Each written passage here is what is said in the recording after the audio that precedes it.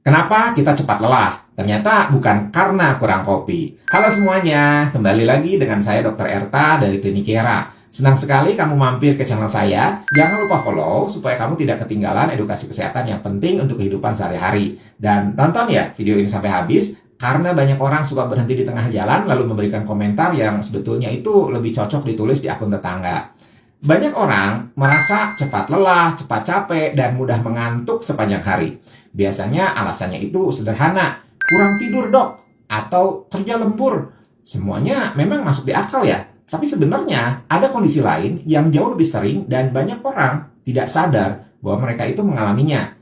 Kondisi ini membuat tubuh bekerja 2 kali lipat lebih berat, membuat jantung harus memompa lebih keras, dan membuat metabolisme jadi seperti komputer tua yang lemot kalau menjalankan aplikasi berat.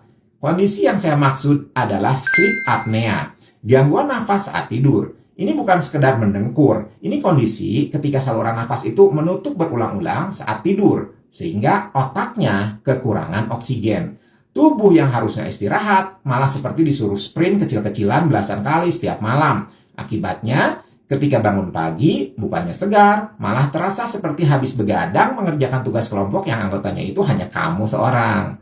Sleep apnea ini, efeknya itu luar biasa luas. Bukan hanya bikin ngantuk, tapi juga meningkatkan risiko terjadinya hipertensi, stroke, diabetes, gagal jantung, dan bahkan gangguan irama jantung. Banyak pasien saya yang jantungnya itu bermasalah, ternyata punya sleep apnea yang tidak terdiagnosis. Ibaratnya, mereka memperbaiki mesin mobil, tapi lupa mengecek filter udara yang mampet. Setiap malam, mereka tercekik kecil-kecilan tanpa sadar. Dan paginya bertanya-tanya, kok tekanan darah saya kok nggak turun-turun ya dok? Kalau pasangan kamu itu bilang, kamu suka mendengkur keras, berhenti nafas beberapa detik, atau mendadak megap-megap saat tidur, ini bukan cuma bahan bercandaan keluarga ya, itu tanda bahaya.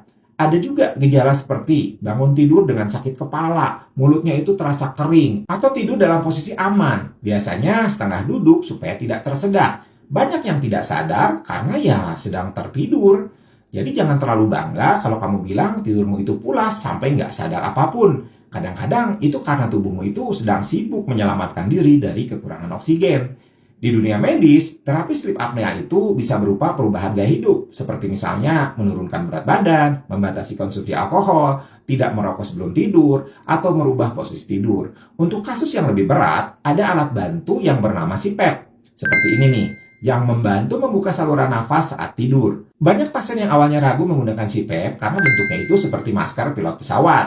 Tapi setelah dipakai, banyak yang bilang tidurnya itu paling nyenyak setelah bertahun-tahun. Bahkan ada yang bilang, dok, baru sekarang saya ngerti rasanya tidur beneran. Sleep apnea ini seringkali tidak terdeteksi karena jarang diperiksa di fasilitas kesehatan dasar.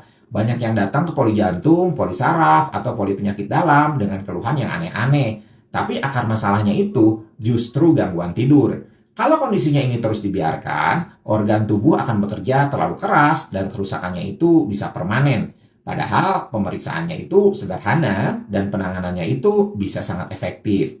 Yang membuat saya sering mendorong pasien untuk screening sleep apnea adalah karena begitu diterapi, perubahan kualitas hidupnya itu terasa sekali. Yang tadinya cepat marah jadi lebih stabil, yang tadinya selalu mengantuk di meeting jadi bisa fokus, yang tadinya tekanan darahnya bandel akhirnya bisa turun, dan yang paling penting, resiko komplikasi jantungnya ikutan turun.